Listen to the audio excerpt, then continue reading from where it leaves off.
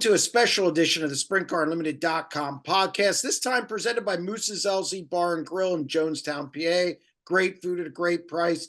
Don't forget to check them out. We're joined by Sheldon Hart, who is over in Australia, and that must mean it's time for the classic, Sheldon.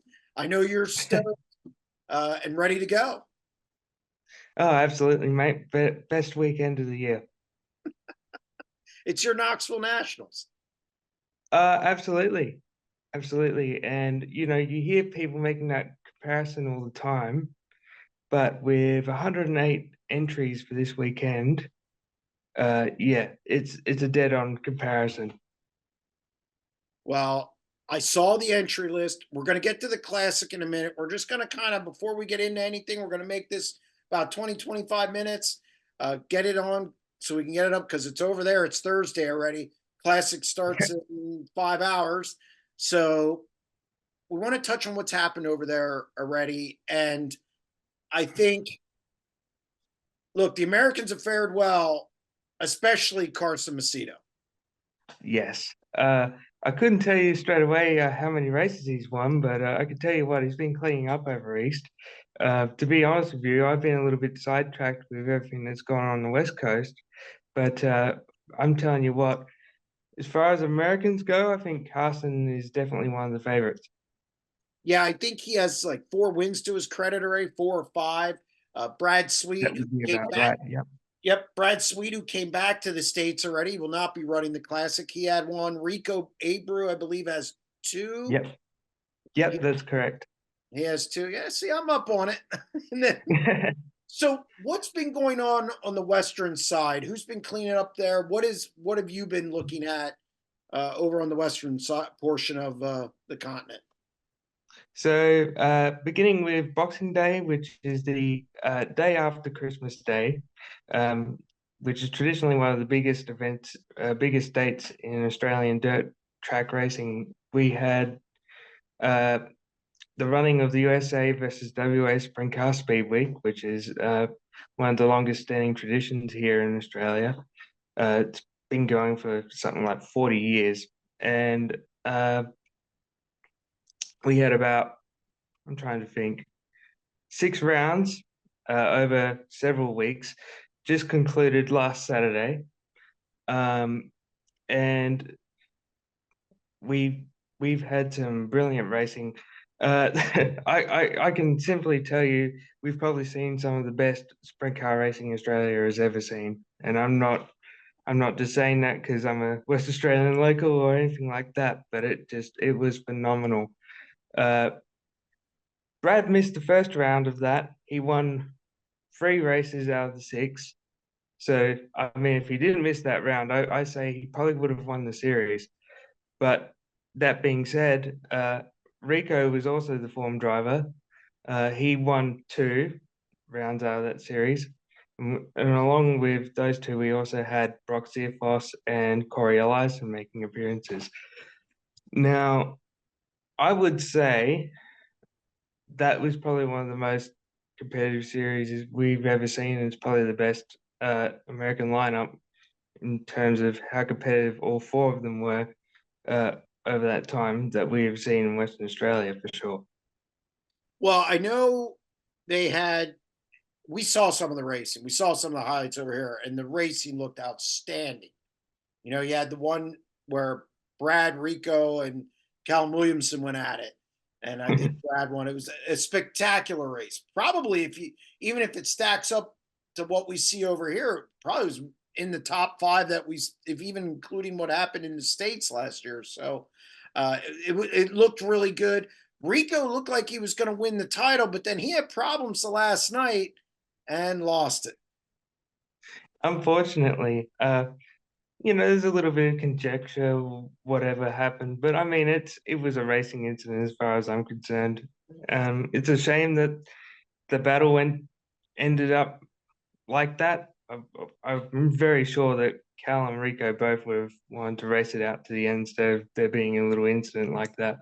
But honestly, some of the best racing, the good thing about that is it sort of brings our local guys up to that level. having visiting drivers like that coming across. You got to remember Australians only do about 20 shows a year if they're lucky over here, and American drivers have about 90 shows in a year that they do. So, that level of experience, even though we've had drivers that have been racing for 10 years, it's still not the same as it would be for American drivers.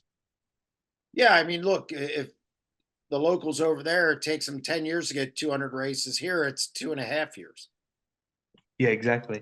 And you're running against Donnie Schatz, Brad Sweet, our outlaw guys. And now what's going to be our high limit guys, they're running against all comers, the best of the best every week. So, yeah, I mean, it's definitely different. Who ended up winning that Speed Week title? Callum did. Callum Williamson did. I couldn't tell you the points margin, but it was pretty close. Tell me a little bit about him. It's a name. He's been coming on a bit. How old is he? And tell us a little bit about Callum Williamson. So Callum's about 30. He's been racing here for about 10 years. Really? And in the last few years, he's really come on very, very strongly. He's probably got the largest fan base in Western Australia for sure, and I'm sure he's going to have a legion of fans over on the East Coast as well in short order.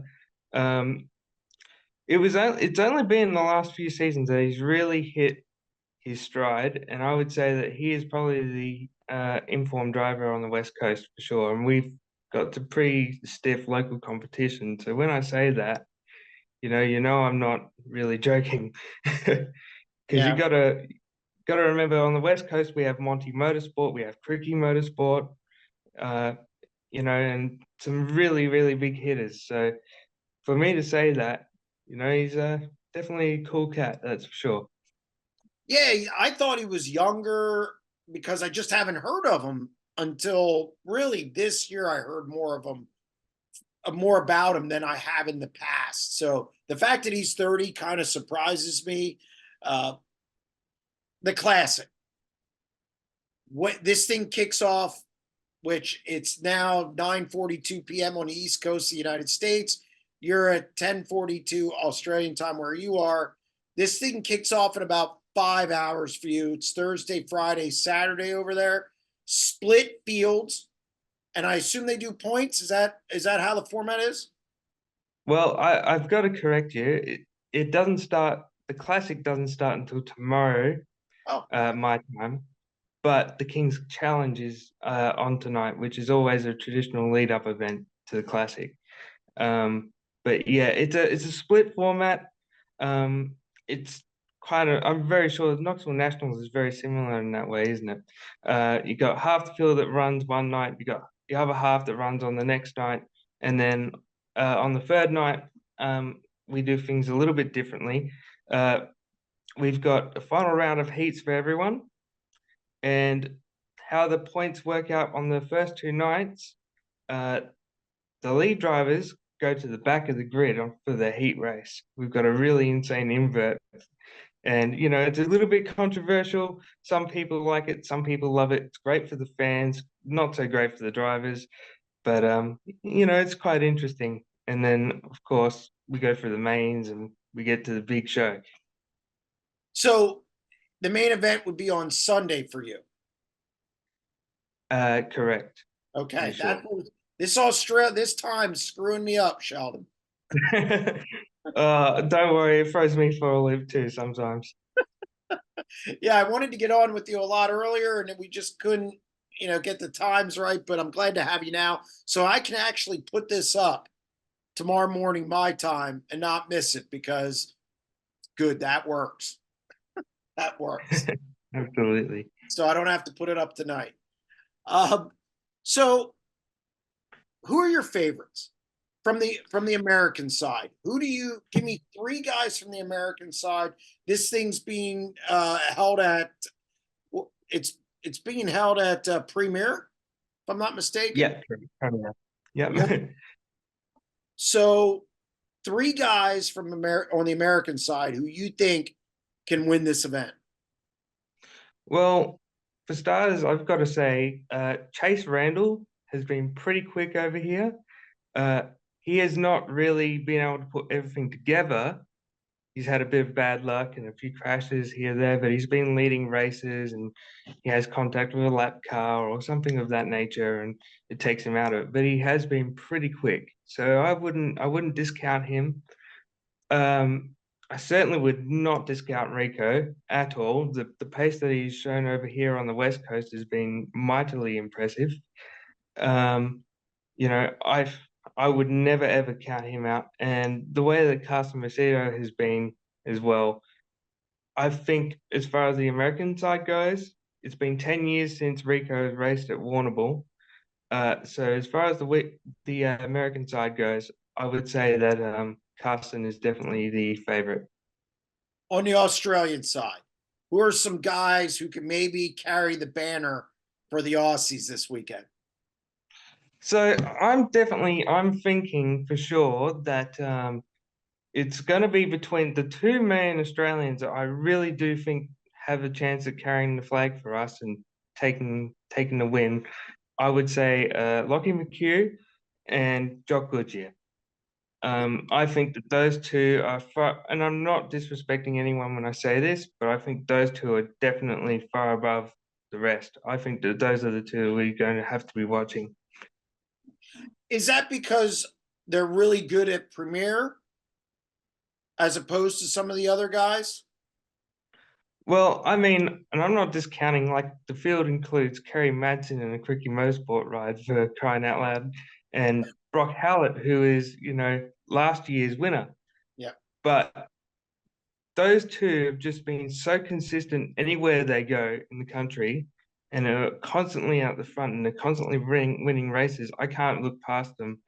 Lockie McHugh has won the Classic in the past as well. He won it 2 years ago. Yep. So, he's done it once. He could easily do it again. Jock Goodyear has gone as far to say that the Classic is the only thing that he wants really to win in Australia that he's got left that he hasn't won yet. So you know that he's going to be trying hard. He's the current Australian champion. He's cleaned up every other race I can think of in the book. So yeah, watch out for him. Yeah, I know you're a big Jock Goodyear guy. Oh, look, you can't look past his talent. You can't. The way that he has cleaned up the racing over here, he won.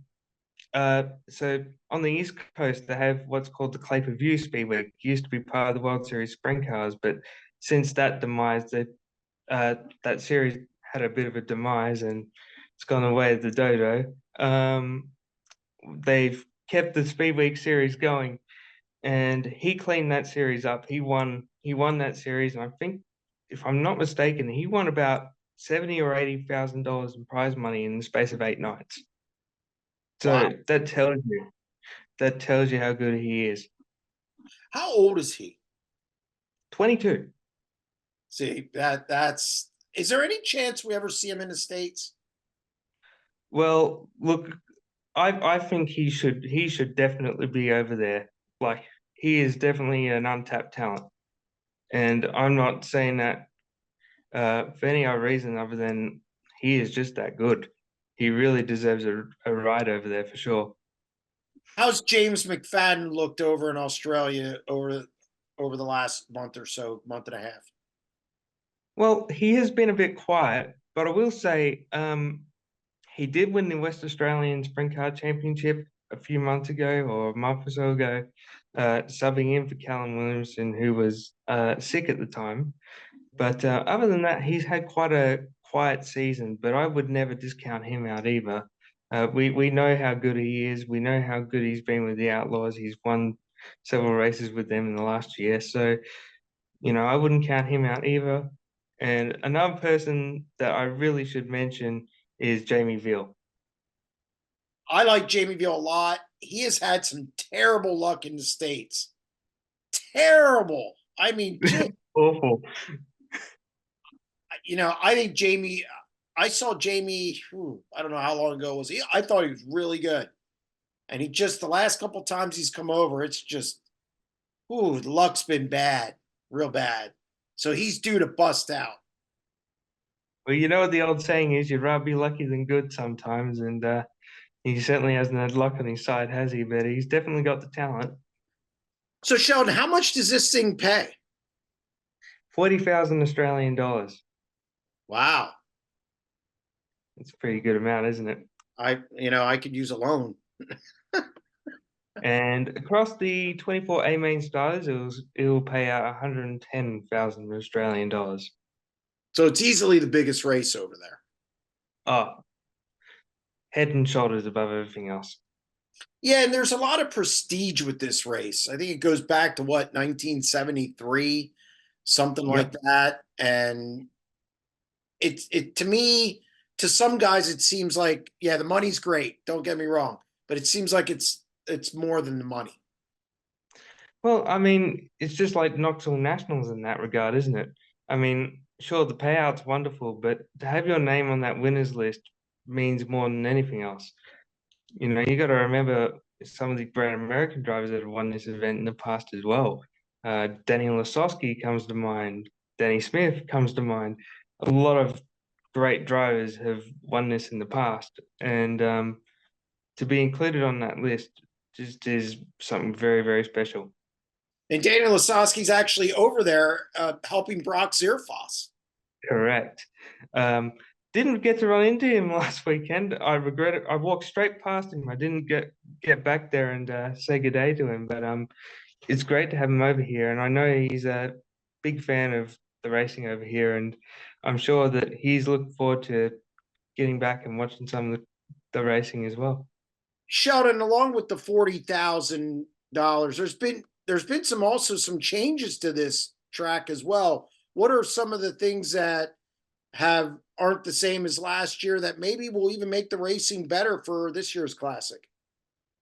So a lot of the drivers have had a little bit of a problem with the track surface. Few years ago, they changed the track surface to a black clay, sort of similar to what's at Knoxville or over at the Perth Motorplex. A lot of drivers haven't really liked it all that much because they've found it to be quite abrasive on the tires. But one major change that they have made, and very recently, was that they've removed the concrete curb that was on the inside of the track, and they have widened the track by about 4 meters, which is about 13 feet to the inside of the track, and that has allowed for a lot better passing. And although the track wasn't perfect, the last meeting they had there, uh, the racing has improved by far and away. So, I'm looking for there to be a lot more passing than perhaps there was last year. And if there's one thing to watch out for, I would say it's lap traffic. I think And that is one thing I think Americans actually have the advantage over Australians. And I've noticed this over the racing that I've watched over here in Western Australia, and I don't see why it'd be any different over there at the Classic. American drivers just seem to be that little bit sharper in lap traffic. And I think that might make all the difference. Well, I mean, it's something they see a lot over here, and no doubt that's much like that experience with running so many races. They see it so often, as opposed to the Australian drivers. So that's a good note and something to watch this weekend. All right. Yeah, absolutely. Okay, Sheldon, it's that magical time. We're going to make our picks for the classic. We're going to pick each night. Who do you got night one of the classic? I'm going to say Rico Abreu. Oh, big shock. I know. Yeah. Um, yeah, I'm definitely picking from the top of the tree, aren't I? You are. You are. Um, you kind of stuck me in a bind there. That's okay. I'm gonna take I'm gonna take Jamie Veal. It's gotta turn around for him. I'm gonna take a local. He's leading the points at Premier. That's my guy. Now I get to pick the second night. And I'm going to take oh, you know what? Can I change my pick from the first night? Yeah, go ahead. I'm gonna take Lachlan McHugh. Yeah, that's fair. Yeah, Gotta that take is a fair Lock. pick. Okay, second night. Now you watch Jamie Veal win. Um, Right. second night,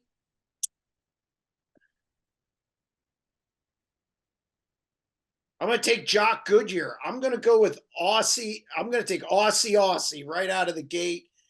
You get to pick the second night and then the third night. Oh, well, that makes it a bit hard for me too, because that was my pick for the second night. But for sure, you know what, I'm gonna take someone that's had a bit of a rough season down here since his trip down here. But I still believe in him. I still think he's got it. He was the runner-up last year. I'm gonna take Sheldon Hart. By the way, Lachlan McHugh's running the second night. So I'm going to stick with my Jamie Veal. There was a switch there. I'm going to stick with my Jamie Veal pick for night one and Jock Goodyear. You have Rico and Sheldon. You went American. I went Aussie. Who do you, who do you got the final night? I'm still gonna go Jock Goodyear. Okay. I got to go Carson Macedo. That's that Dyson car has been really good. I think Carson is on a roll over there. So I think that's kind of ironic. You took one Aussie out of three. I took one American out of three. So maybe I think more of your drivers than you do. Well, honestly, it's out of that 108 or whatever it is drivers, there's so many that could potentially win it. We're not mentioning so many names that could easily, Right. there are so many people you could consider a dark horse. And I got to say, the Classic is one of those races that always seems to dish up a dark horse. Like last year, for example, I don't think many people would have picked Brock Hallett to win, but you know what? It just comes out of nowhere sometimes.